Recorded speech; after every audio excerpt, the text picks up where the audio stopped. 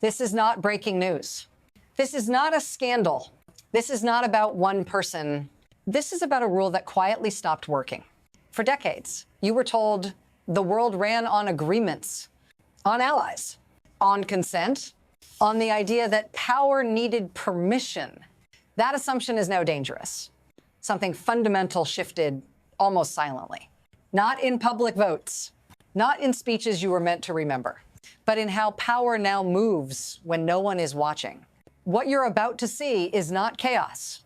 It's structure, cold, deliberate, legal. And once you see it, you can't unsee it, because this isn't about a country far away. It's about what happens when protection turns into pressure. When partnership turns into leverage, stay with me. Because if you look away at the wrong moment, you miss the point where the system stops asking.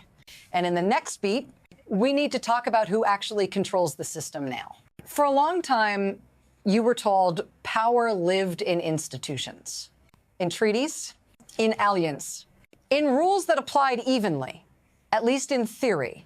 That's no longer where control sits.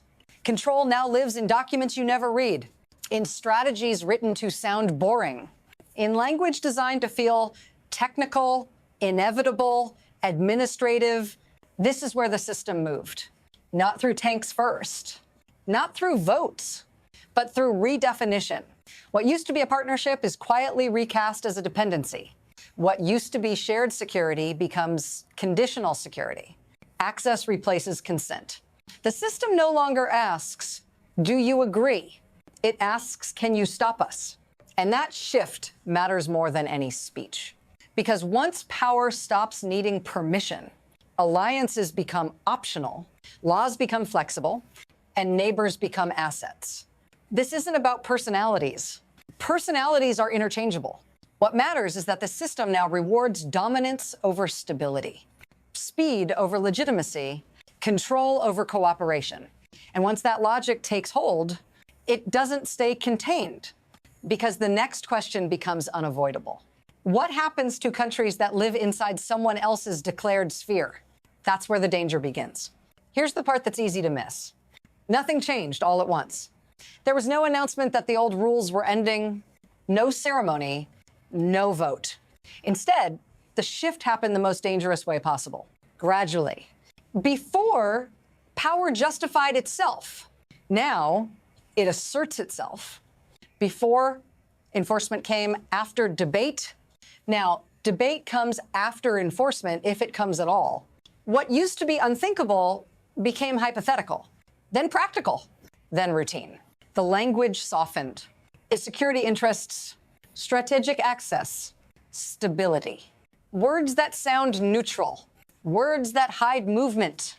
And while everyone was arguing about tone, about decorum, about whether this was normal or not, the system adjusted underneath them. Slow change doesn't trigger alarms. It triggers adaptation. Countries recalibrate, institutions hesitate.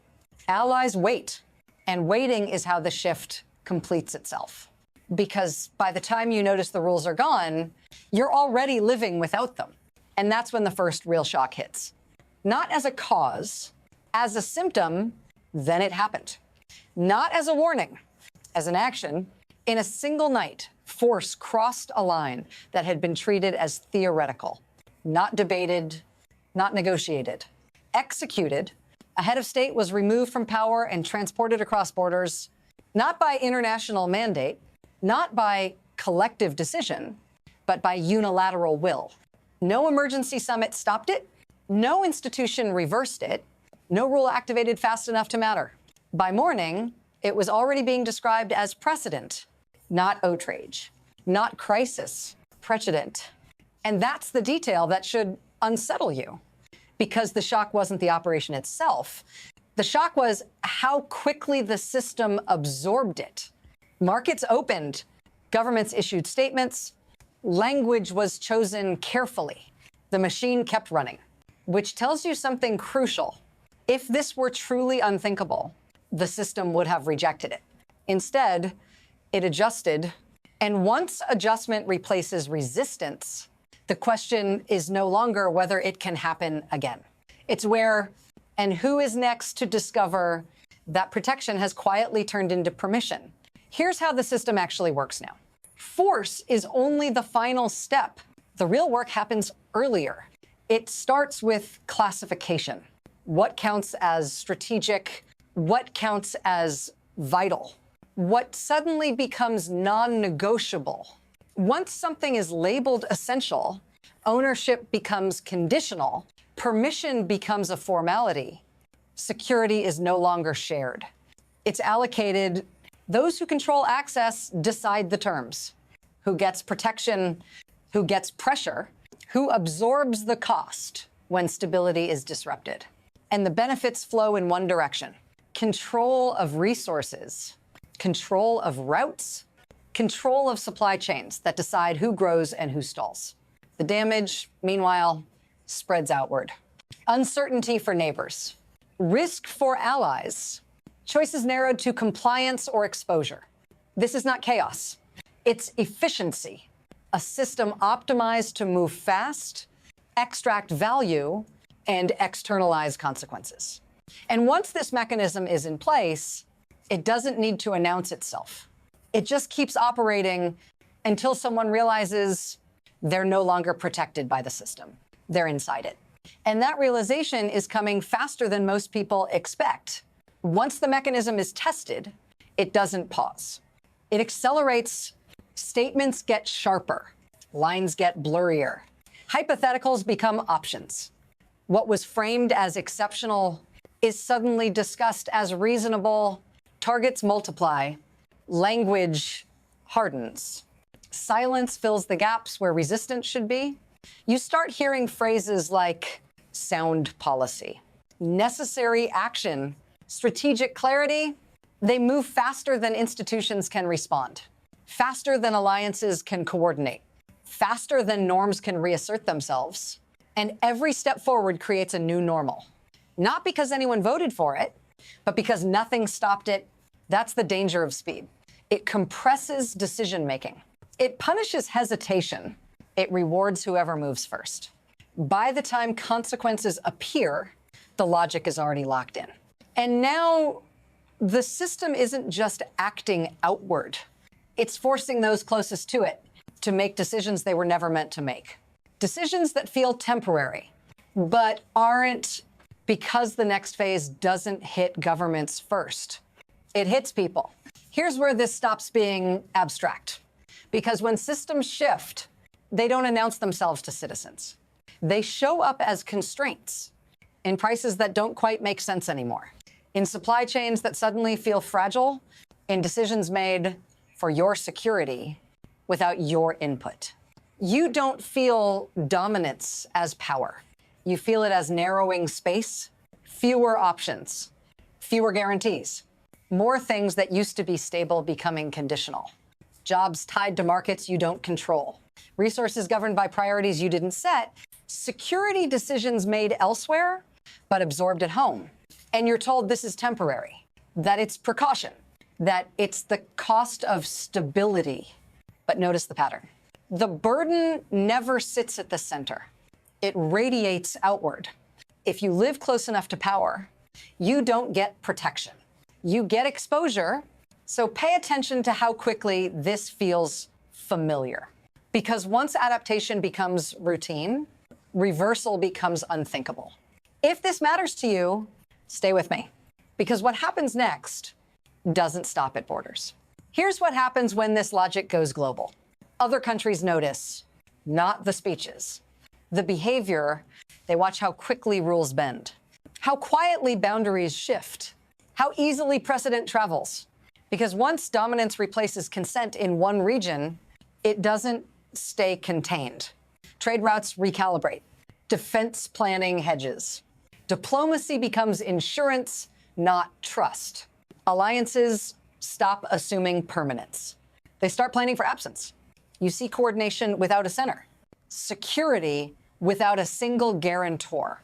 Countries stitching together redundancy because dependence now feels like risk. This isn't fragmentation. It's adaptation. Middle powers begin building sideways instead of upward.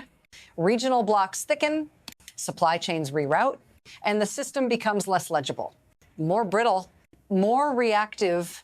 The danger isn't conflict everywhere at once. It's miscalculation. Because when everyone prepares for unilateral action, signals get distorted. Intent gets misread.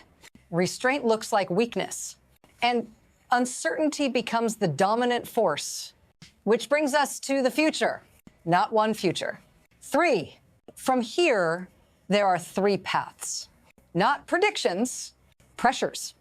The first is adjustment. Systems bend without breaking.